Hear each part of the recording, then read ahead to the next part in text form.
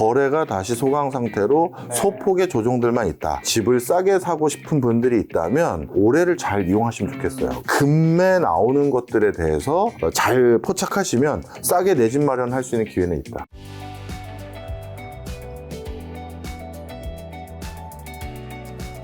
자, 최근에 10분 경제 책을 출간하셨어요. 아, 또 이게 몇 번째 책이시죠? 사실 셀 수 없을 것 같은데. 저 혼자 단독 저서로는 한 7번째인 것 같습니다.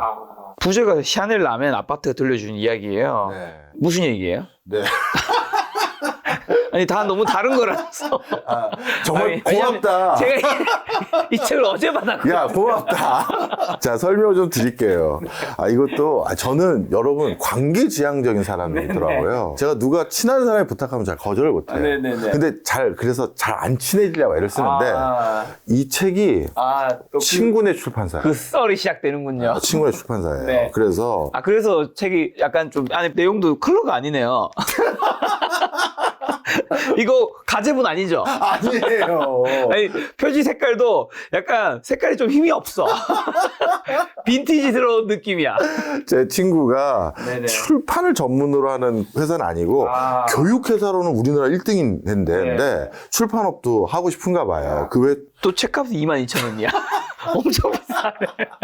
자, 그래서 이 친구가 야, 종호야, 너는 우리 회사가 출판업도 네네. 하는데 너 어떻게 책을 하나 안 내냐 그런 거예요. 네. 그래서 내게 된 책인데 네. 그래서 제목도 그 친구네에서 정한 거예요. 네. 저는 잘 이해는 안 가는데 뭐 10분 경제 이해될까? 왜 제 생각에는 안에 여러 가지 목차들이 있는데 네. 그 하나하나를 10분 만에 보면서 우리 경제 현상을 분석하고 교양을 쌓을 수 있는 그 정답입니다. 컨셉은 맞아요. 맞아요, 그거래요. 근데 이해가 안 된 건 샤넬 라멘 아파트가 들려준 이야기. 하나씩 얘기해 주세요. 가볍게 그래도. 네. 자, 저는 우리 김 작가 TV에 많은 전문가들이 나와서 분석하는 내용을 내가 판단할 수 있어야 되잖아요. 네. 그러려면 나 스스로가 경제의 기초적인 것은 알아야 됩니다. 그래서 샤넬, 입는 거고요. 네. 라면, 먹는 거고요. 그 다음에 아파트, 사는 곳이에요. 네. 의식주를 바탕으로 기본적으로 의식주에 숨어있는 경제 원리를 경제학 원론에 꼭 필수로 알아야 되는 개념들을 다 아주 손쉽고 친숙한 용어로 설명한 겁니다. 그래서 경제학을 읽다. 왜 샤넬백을 사러 프랑스까지 가는 걸까? 웨딩드레스가 흰색이 된 이유는 조선시대 임금님도 브랜드 옷을 좋아했다는데 우리가 입고 걸치는 우리가 가는 경제 원리를 알아보자. 뭐 이런 건데 근데 샤넬백 사러 프랑스까지 가는 거는 프랑스가 더 싸서인 거죠? 맞습니다. 웨딩드레스의 흰색인 이유는 뭐예요? 네, 이거는 마케팅 때문입니다. 예. 뭐 약간 순결해. 뭐 그런 상징이 아니에요? 예, 그 빅토리아 여왕이라고 하죠. 영국의 최전성기를 이뤘던 네. 그 빅토리아 여왕이 흰색 웨딩드레스를 입고 결혼했어요. 그것에 대한 여러 가지 그 후광 효과로 인해서 전 세계 모든 신부들이 네. 다 흰색 웨딩드레스를 선택하기 시작했고 그것 때문에 일어나는 여러 마케팅적인 요소들 이런 걸 설명한 부분이 있습니다. 예. 자, 두 번째가 또 경제학을 먹다인데 여러분 이거 자세한 내용은 사서 읽어보시면 됩니다. 라면 종류가 많은 이유가 있다. 막걸리 한 잔에 당해 일석엔조의 비밀. 점심값을 돈이 아닌 식권으로 주니 먹고 사는 것만큼 경제에 밀접한 것은 없다. 식생활에 담긴 경제 원리를 찾아보자는데 라면 종류가 많은 이유가 있다고. 이게 무슨 말이죠? 당연히 많은 거 아니에요? 아닙니다.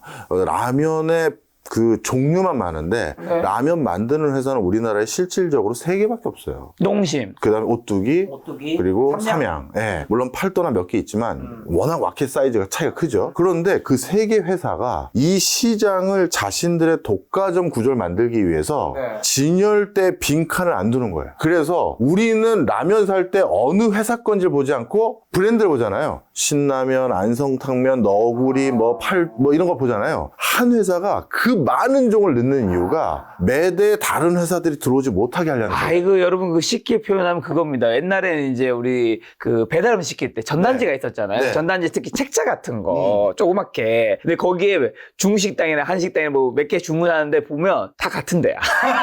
맞아요. 맞잖아요. 그 사람들 고민하지만 결국 같은데. 네. 약간 그런 거 비슷한 거죠. 맞습니다. 그래서 그런 전략들이 숨어 있는데 그렇다면 어떤 회사에 투자할 때 했는데 그 회사가 이런 그 반열까지 올라갔으니 이제 과점 기업이 되겠구나. 그럼 거기다 넣는다든가 이런 데 도움이 된다는 얘기죠. 점심값을 돈이 아닌 식권으로 주는 이유는 뭐예요? 여러 가지 이유가 있는데요. 그러니까 저도 그 생각을 돈을 주면 될 텐데 네. 이거 똑같은 돈인데 내가 딴 데 쓸 수도 있는데. 네, 설명을 좀 드리면 국가에서 국민들에게 뭔가 지원할 때 바우처 같은 걸 주잖아요. 그렇죠. 그 이유가 돈을 꼭 거기다 써주기를 바라는 거기 때문이에요. 우리는 예를 들어서 그 어려운 사람에게 이거 꼭 식사하시는 데 쓰십시오라고 현금을 드렸는데 그분들 중에서는 수삼하시는 분도 계시고 또 불법적인 약물하시는 분도 계시잖아요. 네. 그러면 그런 걸 막기 위해서 특정 용처로 흘러들어가게 하기 위한 방법으로 이런 걸 한다는 거죠. 자, 마지막 세 번째 경제학을 짓다인데 뉴욕 부유층이 아파트를 싸게 하는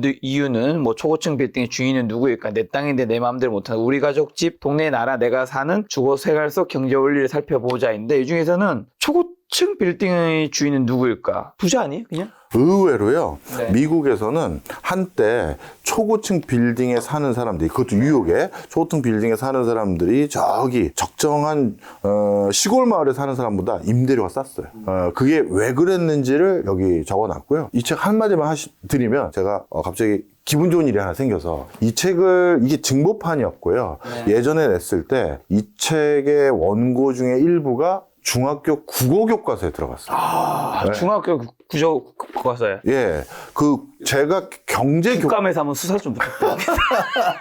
제가 경제 교과서는 집필에 참여한 적이 있는데, 아니 제 책이 그 정서법에 의해서 써야 되는 국어 교과서에 넣겠다는 거예요. 너무 감격스럽고 고마워서 이유를 여쭤봤더니 일단 글을 너무 쉽게 써주셨고 그리고 학생들이 꼭 알아야 될 기초적인 교양을 쉽게 써주셔서 그래서 수록하려고 합니다 하더라고요. 그래서 여러분 요지는 중학생도 읽을 수 있는 수준의 쉬운 경제책이다. 다시 시작하고 싶은 경제 공부를 다시 시작하고 싶은 분들은 제발 제 친구를 좀 도와주세요. 얘 출판업을 모르는 애인 것 같습니다. 정확하게 여러분 저희 10분 경제잖아요. 저희가 요 주제를 가지고 지금 10분 촬영했습니다. 자 이제 그 다음 주제로 가야 되는데 다음 주에 당연히 여러분 인생은 맥락이 중요하고 연결고리가 중요합니다. 이 책의 부제가 뭡니까? 샤넬 라면 아파트잖아요. 네, 아파트 가도록 아파트. 하겠습니다. 왜냐면 저는 이 중에서 아파트에 관심이 많거든요. 네. 자 부동산 시장에서 요즘 경기 좋지 않다고 하는데 부동산 시장에서 느끼는 경기 좀 어떤 것 같으세요? 이게 우리 조기 대선 요 이슈 때문에 굉장한 악재가 생긴 것 같습니다. 네. 어떤 악재냐면요. 오세훈 서울시장이 토호제를 푸셨어요. 그걸 왜 풀었을까 진짜?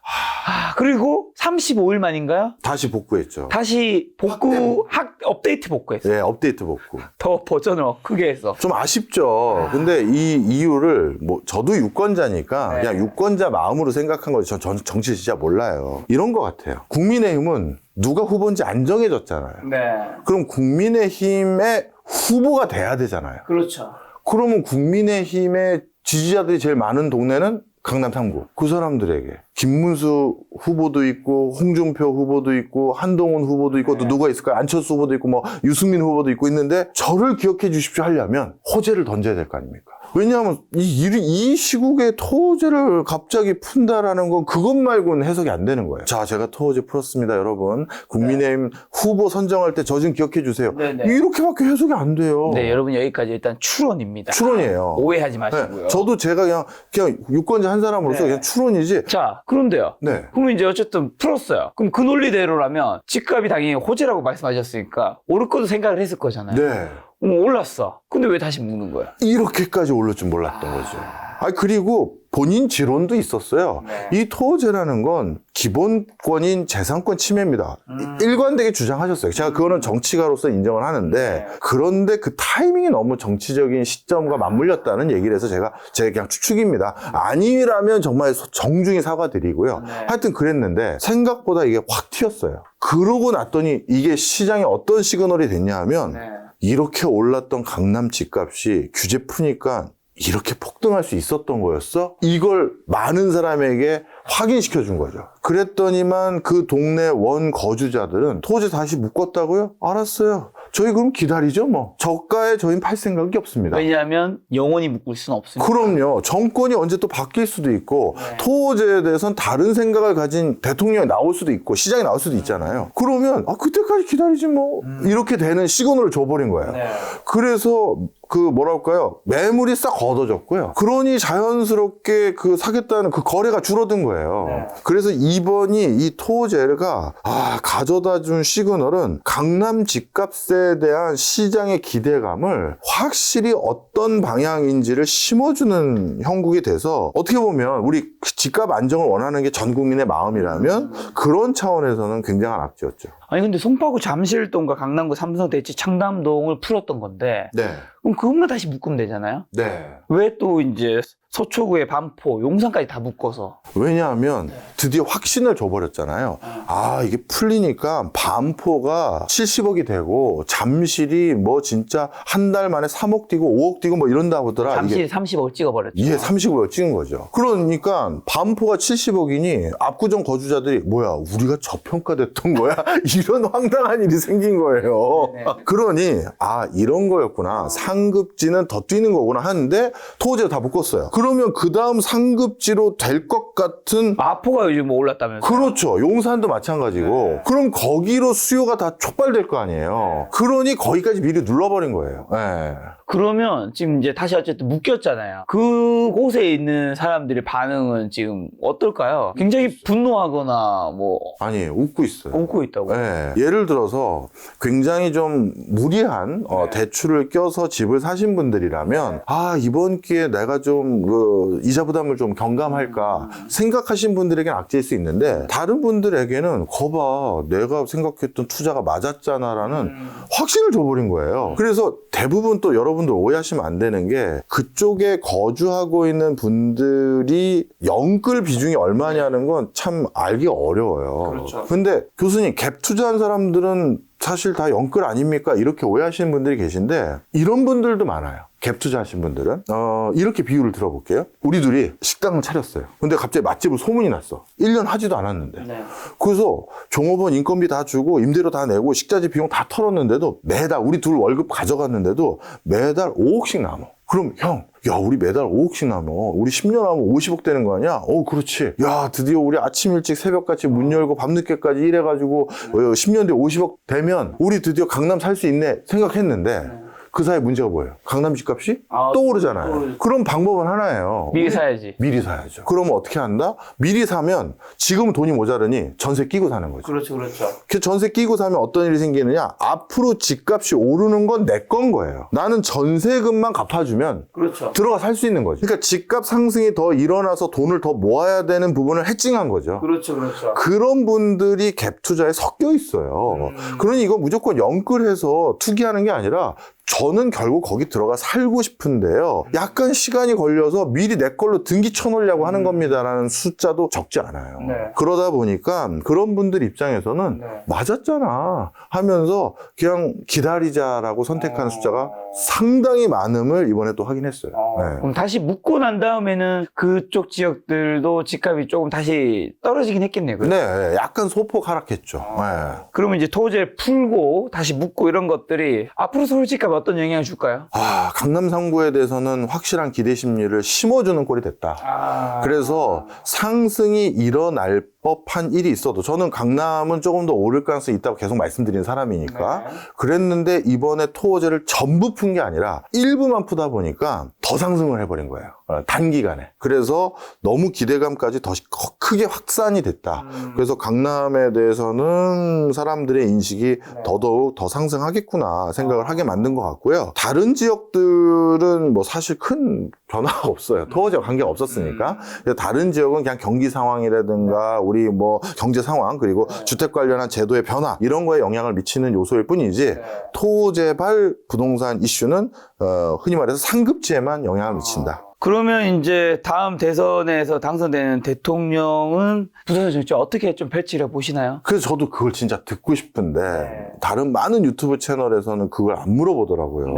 너는 그러면 토호제 어떻게 할 건데? 물어보고 그럼 너는 그럼 이렇게 해서 강남 집값이 만약에 더 오를 것 같은데 그럼 너는 서민들의 주거 안정 어떻게 할 건데? 공급 더 할 거야? 그러면 뭐 재건축 재개발 허용할 거야? 그러면 초과이익 환수제에 대해서는 어떻게 할 건데? 이거 다 줄줄이 물어봐야 되잖아요. 우리 김 작가님이 꼭 저희가 물어보도록 물어봐 하겠습니다. 주십시오. 박정호 교수님과 콜라보를 해서 불러주시면 영광입니다. 함께 대선 후보와 함께 대담의 시간을 가져보도록 고맙습니다. 하겠습니다. 자, 그럼 지금 같은 상황에서 그래도 어쨌든 하반기 부동산 집가 한번 예측해 주신다면요. 수도권.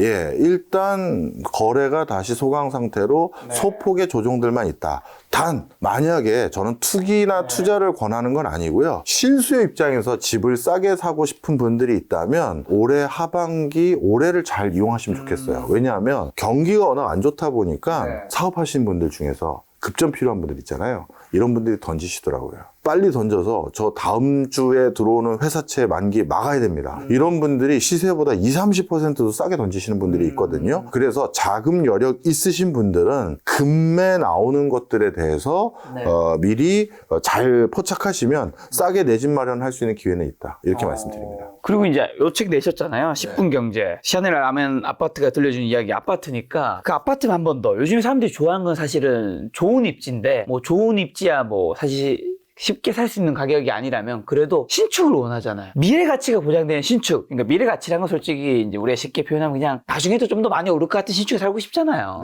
어떤 신축을 사야 되는 거예요? 또 이게 얘기하면 얘기할수록 이제 불편해지는 저도 건데요. 너무 신축 살고 싶습니다. 저 서울 온 지 이제 14년 됐거든요. 예. 고시원에 살았고 빌라에 살았고 오피스텔에 살았고 뭐 또 빌라에 살았고 지금 이제 오피스에 살고 이제 아파트에 샀는데 그 어디에 월세, 전세, 매매 다 있는데 그 어디에 신축은 없습니다. 맞아요. 이게 참 불편한 진실이에요. 전 세계적으로 서울과 같은 메트로폴리탄 그리고 서울과 같은 국제도시에 살고 싶은 그 분위기가 이게 다 확인이 됐어요. 그래서 전 인류가 이런 도시에 몰려서 살려고 결정을 했구나. 청년 세대들은 신규 일자리, 더 월급 많이 주는 일자리, 더 좋은 직장 다니기 위해서 오고 나이 드신 노년의 사람들은 정주 여건, 쾌적한 환경, 큰 병원 있는. 예. 그래서 여기에 살기로 결정을 했구나. 그렇다면 여기에 살 때 이왕이면 새 집에 살고 싶은데 그렇죠. 모두가 몰려드니 뭔가 기존 주택 헐고 새 집 지을 때 그 과정의 기회비용이 너무 올라간 거예요. 아니 지금도 여기 임대 들어와 살겠다는 사람이 부지기수인데 내가 몇 년을 왜 그 임대를 포기하고 여기다 신축을 왜 올립니까? 이 분위기가 있는 거예요. 그게 신축을 더욱더 못 짓게 만들고 있어요. 그리고 또 한 가지 정치적으로는 신축을 짓는 과정에서 짓고 나면 집가가 엄청 오르고 그것 때문에 소수의 몇 사람이 큰 돈을 버니까 사회적 위화감이 생기잖아요. 그래서 우리뿐만 아니라 해외에서도 그런 것들에 대해서 초과이익을 많이 못 걷어들이게끔 막아버렸어요. 그랬더니 그런 기회가 있는 사람들은 뭐 이 시장에 계속 여기 있겠어? 기다리지 뭐 하면서 뒤로 미루는 거죠. 그것 때문에도 또 신축이 줄어들었어요. 그러니 신축 가격이 더 올라버리는 거예요. 그래서 지금은 신축에 대한 아주 니즈가 굉장히 전 세계적으로 높아졌고요. 그거는 단순히 여러분 오해하시면 안 돼요. 예를 들어서 그거 다 투기 수량 아닙니까? 절대 그렇게 생각하시면 안 되는 게요. 예를 들어서 김 작가님 주변에도 자동차 중에서 정말 슈퍼카에 가까운 좋은 차 타시는 분들 있으시죠? 있어요. 그럼 그 사람들은 롤스로이스, 네. 그 다음에 벤틀리. 네. 벤틀리도 있고 포르쉐 있고 페라리도 있고. 그럼 그 사람들 그 다들 어떻게 보면 경제관도 뚜렷하고 투자도 잘하시는 분들인데 그분들한테는 큰 돈이 아니에요. 그것도 있고 또 뭐가 있어요? 자기가 누리는 편익이잖아요. 아, 그렇죠. 네. 내가 부자가 됐으니까. 네. 집도 똑같은 거예요. 그러니까 투자이기 전에 사는 집이잖아요. 네. 야, 여기 좋은데? 여기 동네 좋은데? 그래서 살려는 목적이 더 커요. 자꾸 집을 우리가 자꾸 이제 투자로 생각하다 보니까 그렇게 되는데 실제 거기 들어가서 살고 계신 분들은 10년 이상 거주하고 20년 이상 거주하는 사람 많잖아요. 그래서 그냥 좋은 동네 살고 싶은 실수요자들이 더 크거든요. 그런 분들은 그냥 말 그대로 그 희소한 새 아파트의 그 다양한 편의성을 누리고 싶습니다. 그럼 뭐 제가 3억 더 드릴 테니까 저한테 파세요. 자기야 여기서 우리 그냥 20년 살자 이렇게 되는 거예요. 그래서 신축 아파트 어디에 사야 되냐고. 데냐고요. 제일 좋은 데죠. 좋은 입지로 신축을 가야 된다. 예, 답은 정해져 있다. 답은 정해져 있어요. 이게 전 세계에서 상급지로 분류됐던 그 지명의 브랜드 가치를 역전한 사례는 없어요. 맨하탄이 옛날 맨하탄이었고 브루클린을 새로 리뉴얼 했잖아요. 그래서 엄청 좋은 주거 환경 단지를 조성했지만 네. 브루클린의 가치는 맨하탄을 못 이겨요. 어떻게 보면 그 입지는 사실은 몇십 년, 몇백 년, 몇천 년 동안 만들어진 거니까. 그런 데가 많죠.